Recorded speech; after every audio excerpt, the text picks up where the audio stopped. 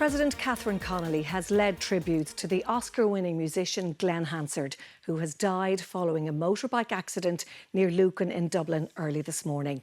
The former busker and singer-songwriter enjoyed huge success as frontman with the Frames and as a solo performer. He first came to public attention with a role in The Commitments. A decade and a half later, global fame came when he scooped the Oscar for Best Original Song for the film Once. A statement on behalf of the Frames said, "We're all still in shock and haven't even started climbing the mountain of grief ahead."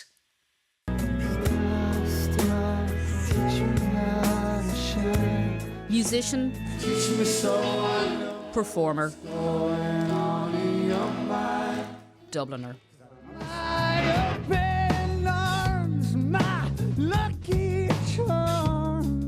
Born in 1970 and raised in Ballymun, Glen Hansard found music at a young age and started busking on the streets of Dublin as a young teenager.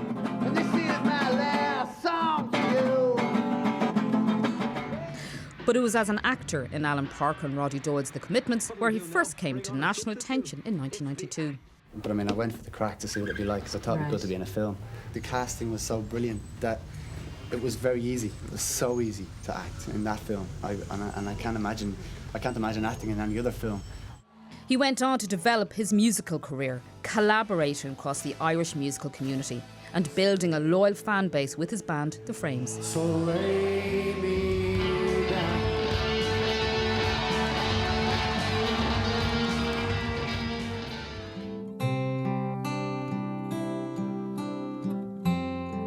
Then the movie Once hit cinema screens, and Glen Hansard and his co-writer and former partner Marketa Glova won the Oscar in 2008 for Best Song. I don't know you, but I want you. It's been an amazing thing, and thanks for taking this film seriously, all of you. It means a lot to us. Thanks to the Academy. Thanks to all the people who've helped us. They know who they are. We don't need to say them. This is amazing. Make art. Glen Hansard performed live to audiences all over the world. Michael D, thanks for this. What a lovely night. Thank you. Thanks for coming over here. And was celebrated for his frontman performances.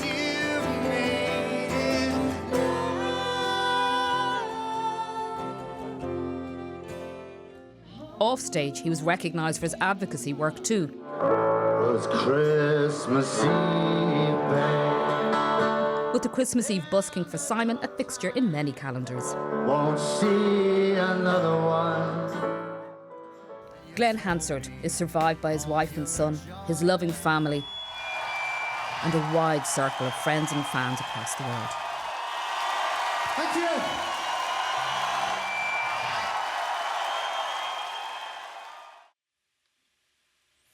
Well, tributes have poured in since news of Glen Hansard's tragic death broke earlier today. Fellow musicians have expressed deep shock at his passing. Bruce Springsteen said he was always nothing but a great musician, while Ed Sheeran, who also started out busking, described him as an incredible human, an incredible force. Here, Liam Moinley described him as a genuine man who was so full of love. A book of condolence will open to the public in the Mansion House in Dublin tomorrow. Shortly before 4:30 this morning, Gardaí and emergency services responded to reports of an incident involving a motorcycle on the lower road in Strawberry Beds in Lucan. The motorcyclist, who we now know was Glen Hansard, was treated at the scene but was pronounced dead. This news has been greeted with shock and sadness, not least in the place where he grew up, Ballymun. He never forgot where he's from. That's one thing I loved about him. You know, a lot of people forget where they're from. He didn't. I always mention Ballymun in all his interviews, anywhere all over the world. But nice fella, nice family actually. Glen Hansard was staunch Ballymunner. God rest his soul, you know. It's very sad. Nearby is Access Ballymun, which was close to Glen Hansard's heart. He was a great supporter of the theatre. Oh, he's just an amazing character, such a big heart. Like, it's incredible loss. Down the road is Holy Spirit National School, where Glen Hansard went to primary school and where he returned on a number of occasions, including in 2008 when he had his Oscar in tow. He played for the children, he played with the children, they learned songs, and then he took our school choir to Vicar Street. An amazing experience for everybody involved, so much for the children and families of the school. A very kind and thoughtful man who clearly wanted to give back a little bit to his community as much as he could. The President of Ireland said that Glen Hansard would be remembered as one of Ireland's great singer-songwriters and is a source of inspiration to a generation of young people and musicians. The Taoiseach described him as a talented musician and actor who made a significant contribution to Ireland's cultural landscape. Tributes have been pouring in from fellow musicians too. Bruce Springsteen said he was nothing but a great musician, a good friend and a generous and gracious man, and Ed Sheeran described him as an incredible human, an incredible force. So I think of Glenn now today as an amazing dad. Obviously, we've all been talking about what an incredible musician, what an incredible songwriter he was, what an incredible humanitarian he was, what an incredible activist he was, and he was all of those things and so much more. And his legacy will live on. It's like the impact that he's made won't be forgotten, and it'll continue to have ripple effects, and it'll continue to have impact. Laura Fletcher, RTE News. Well, we're joined now in studio by our arts and media correspondent, Evelyn O'Rourke. Evelyn, everyone really shocked by today's news. And it's a huge loss to the music community here in Ireland. So clear, isn't it? And abroad. I mean, the range of tributes. On the one hand, you've somebody of the level of Bruce Springsteen talking about him, and then that gorgeous local community recognising him as one of their own. This line that Glen Hansard was born in Dublin, raised in Dublin, celebrated by Dublin, but yet his music resonated around the world. Indeed, just on my way in here a few minutes ago, Bono sent forward his statement into us now here, and he had a lovely line where he says, "A smiling rascal if you needed him to be, this most musical and mischievous archangel of Ballymun." He goes on to say as well, and we are very aware of the busking, the advocacy part there that we mentioned. He talks about the famous busk. People used to travel into Dublin to attend this busk on Christmas Eve, and he said here that's where he wanted to be because of all the grand venues he played at. You sensed the street was his favourite place to perform, says Bono. And he goes on to say, another beautiful line here, "For me, he will always be everywhere I see a coin spinning in an open guitar case." What an image, what a powerful image, that people are thinking of today of Glen Hansard. So I think the tributes are coming in because people are reeling, they're in shock. Everybody, of course, thinking about this beautiful family that have lost their dad, their husband in the middle of it all. But the music is just astonishing. And for me, it was the live performance. It was that connection with the audience. That's what really stood out for people and why people, I think, are so moved today. A huge loss indeed. Evelyn O'Rourke, thank you.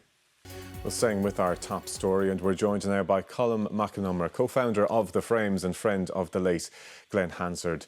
Colm, thanks indeed for joining us on 6-1, and I'm sorry that it is in these circumstances. You were a good friend of Glen Hansard. It must have been a horrendous shock this morning when you heard the news. Yeah, dreadful shock. I've known Glen since I was 15. Which is 40 years ago now, so we grew up together in a way, and we went to the same music school, which was that of being street musicians and finding our way.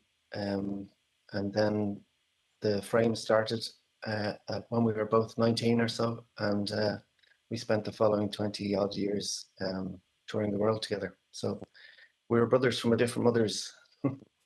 Did that all come from your days busking together? Was that the origin of the Frames? Yes, certainly. Yeah, I think that's what I suppose Glen carried on really, and what his legacy was, and I suppose what made him so different, perhaps from more polished performers who would have a way of doing something, and that they would repeat that way, every night. With Glen, there was an understanding that every audience was a new situation, and the aim from the beginning of the show to the end was to for everybody to have a good time and to unify the room, and he was expert at doing that. You said there that you were brothers from different mothers. You've quite different personalities. I wonder though, what kind of a friend was he throughout the years? Well, I suppose I got off the bus around 2023, so to follow my own really individual musical path. But I think we would often talk about that how much we'd learned from each other. And I'll cherish that. Obviously, it's an enormous shock. To be speaking of Glen in the past tense, for somebody who's so vibrant and so alive, to be in his presence, there wasn't any forgetting he was in the company. Falling Slowly was the song that would win him the Oscar. It was, of course, a song, though, that was originally recorded by the frames. How do you think, though, that international success sat with Glen? Because to many it appeared as though he was just as happy to be performing on Grafton Street as he was on any big stage around the world.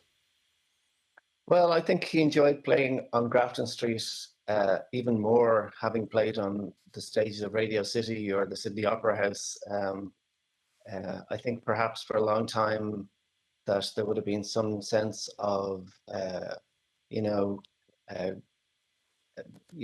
lack of recognition. So I think certainly the success of the film once and the swell season, etc., really was a welcome affirmation for Glen and much deserved. For all the music success, the acting success, he was also an activist. He was known as one of those people that occupied Apollo House. He was involved in raising money for homelessness. Where do you think that activist streak came from in Glen? Well, I think it's from his background. He grew up in Ballymun, a very disadvantaged on paper community, but obviously from another side, as we say, our Scoil Chéile Warren Nadini, people live in each other's shelter. And I think he learned the value of the community and how when people have less, perhaps they bind tighter together. And he carried that through, and he represented his people and his family and I think that was wherever we went in the world, it was the same, that we would meet street people or street performers, and they would inevitably join us on stage that evening. And it wasn't, things would never go to plan necessarily, but he definitely sharpened our improvisatory skills, that's for sure. Very good. And of course, we remember he leaves behind a young son and a wife today as well. But Colin McNamara, we really appreciate your time. Thanks for joining us on 6-1. Come on. Well, fans of Glen Hansard have been making their way to Grafton Street in Dublin, an area synonymous with the late musician. From his early busking days to his annual Christmas Eve busk for homeless charities with the likes of Bono and others, it was a familiar spot for him to entertain the public. It was also famously central to the plot of the movie musical Once. The street where it all started, and one Glen Hansard had always stayed connected to. But his impact travelled a lot further. This fan from Germany arrived today with plans to visit locations from the movie Once, before the news broke. This is my first day in Dublin with my father. We're on a holiday trip together, and Glen meant a lot to me. I saw him in my hometown in Dresden in Germany in 2016, and when I was younger, about 15 years old, I watched Once, and that movie really inspired me to pick up busking myself. Further down Grafton Street, those that shared this space with him remembered. The whole busking community here in Dublin is kind of tore up over it. Very unexpected, and it's going to take a while to comprehend. That we were just sharing stories with some of the buskers there, and some of them are very, very, visibly upset. When I read the news, I just was stunned, dizzy, just like, whoa. Glen will be sorely missed. He was a fantastic musician and a beautiful man. At the Irish Rock and Roll Museum in Temple Bar, there was something different about its wall. Usually decorated with a mix of the nation's most influential artists, but only one face dominated today. Gavin O'Callaghan, RTE News. I've been speaking to Victoria Mary Clark, who, along with her late husband Shane McGowan, were close friends of Glen Hansard. Well, I'm still in shock. I still feel that it can't be real because it just came out of nowhere. Just like, it's one of those things you can't expect these things. It's unbelievable, and it's a terrible loss to everybody, like to Ireland, to the Irish music world, to his wife Myra and his son Christy, who he adored. Like, I've never seen a man so in love with a baby as he is, with Christy. He just adored him. And I suppose, the one thing that stands out to me about Glen was this huge, passionate heart that he had for everything and everyone, you know, all the time.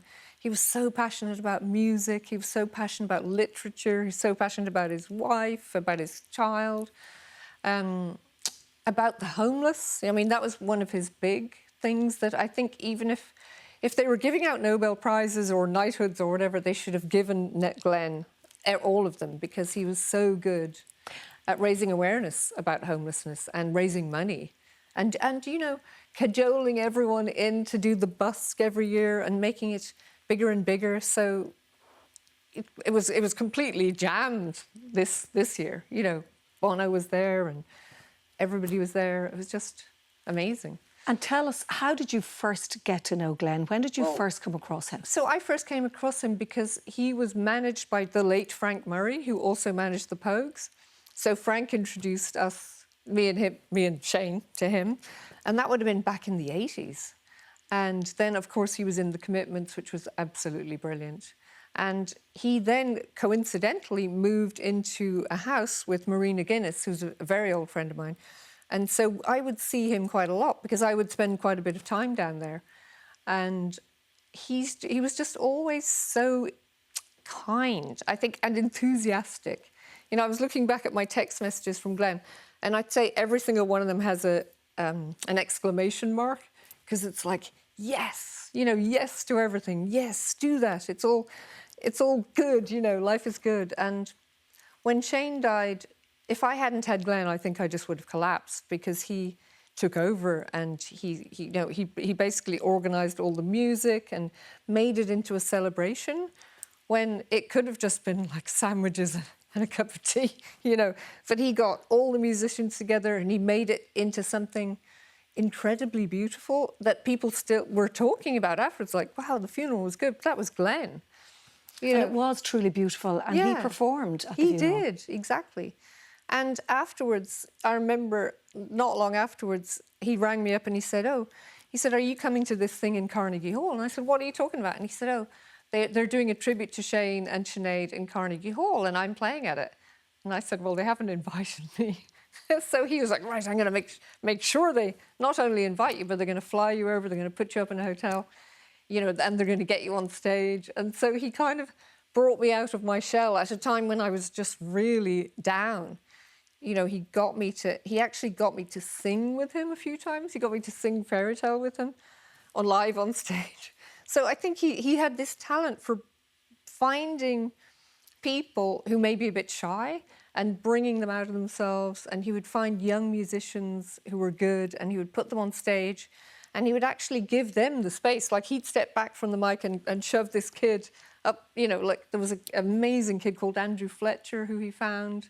Seamus Ong, the piper, he found, and Josh O'Keefe recently. You know, so he finds these people and he just gives them the space. And he's like, no, I'm stepping back.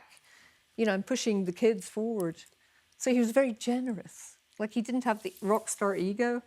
No, he wasn't. You know, he wasn't like, well, I'm like a Bob Dylan character. You know, he was kind of the opposite, like just this absolute gem of a person, like an angel of a person. All right, Victoria Mary Clark, thank you for joining us on 6-1 today. Oh, thank you for having me.